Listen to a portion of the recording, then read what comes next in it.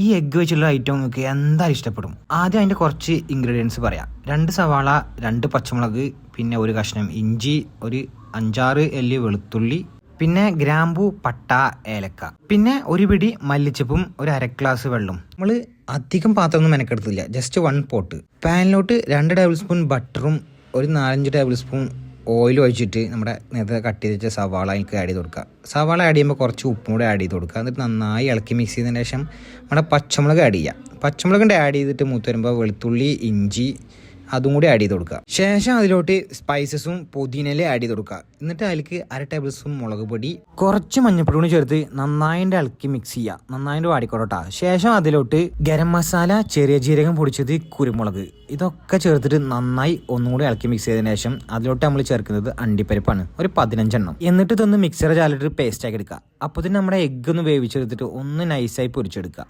ശേഷം നമ്മുടെ മിക്സിയിൽ അടിച്ച മിക്സ് ഉണ്ടല്ലോ അത് വീണ്ടും ആ പാത്രത്തിലേക്ക് ഒഴിച്ചു കൊടുക്കുക. എന്നിട്ട് അതിലേക്ക് ഫ്രഷ് ക്രീമും ആവശ്യത്തിനുള്ള കസ്തൂരി മേത്തി ഇട്ടിട്ട് നമ്മുടെ നേരത്തെ ഫ്രൈ ചെയ്ത എഗ്ഗ് ഉണ്ടല്ലോ അതും കൂടെ ആഡ് ചെയ്തിട്ട് നന്നായിട്ട് ഇളക്കി മിക്സ് ചെയ്തിട്ട് അതിൻ്റെ മേലെ കൂടെ പുതിന ആഡ് ചെയ്താൽ സാധനം റെഡി.